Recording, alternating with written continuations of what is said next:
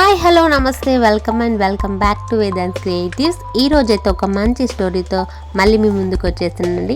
మన ఛానల్ని అయితే సబ్స్క్రైబ్ చేయడం మాత్రం అస్సలు మర్చిపోకండి. అనగనగా ఒక శాంతమైన గ్రామంలో విష్ణుదత్తుడు అనే ఒక మంచి వ్యక్తి ఉండేవాడు.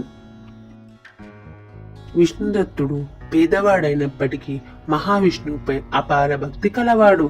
ఆయన చాలా ధర్మాత్ముడు. ఆ దేశాన్ని పాలించే రాజు పాపకార్యాలలో మునిగిపోయాడు. ధర్మాన్ని విస్మరించి ప్రజలను హింసించేవాడు. ఈ కారణంగా దేశమంతా దుఃఖంలో మునిగిపోయింది. ఒకసారి మార్గశిర మాస శుక్లపక్ష ఏకాదశి వచ్చింది. అదే మోక్ష ఏకాదశి. ఆ రోజు విష్ణుదత్తుడు నీరు కూడా తాగకుండా ఉపవాసం చేశాడు. పూర్తి మనసుతో మహావిష్ణువును ప్రార్థించాడు. విష్ణుదత్తుని భక్తికి కరిగిన మహావిష్ణువు వైకుంఠం నుండి ప్రత్యక్షమయ్యాడు. విష్ణు తేజస్సు ఆ ప్రాంతమంతా వ్యాపించింది.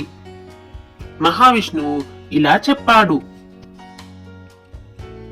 విష్ణుదత్త, నీ భక్తికి నేను ప్రసన్నుడనయ్యాను.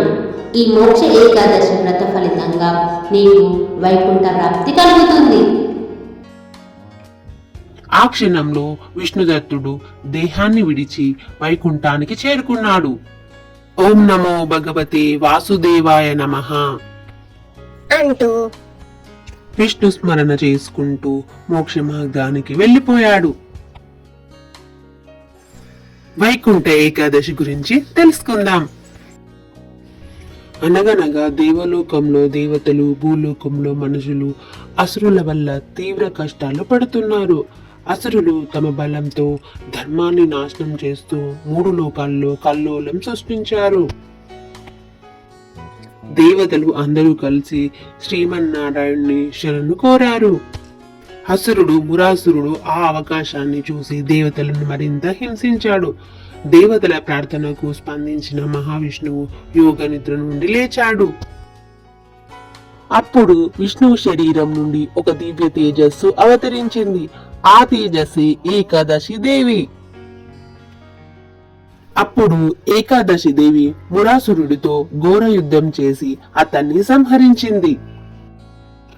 మరణ సమయంలో మురాసురుడు విష్ణువును ఇలా వేడుకున్నాడు: ప్రభు, ఈ రోజున నిన్ను భక్తితో పూజించే వారికి మోక్షం లభించేలా వరమివ్వండి ప్రభు అంటూ వేడుకున్నాడు.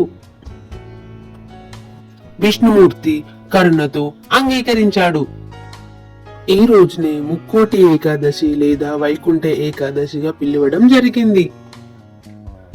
ఈ రోజున భక్తి శ్రద్ధలతో ఉపవాసం చేసి విష్ణుమూర్తిని పూజిస్తే వైకుంఠ ప్రాప్తి కలుగుతుందని చెప్పడం జరిగింది. మీకు కనుక ఈ 2 స్టోరీలు నచ్చినట్లయితే తప్పకుండా వీడియోకి ఒక లైక్ ఇవ్వడం మాత్రం అస్సలు మర్చిపోకండి.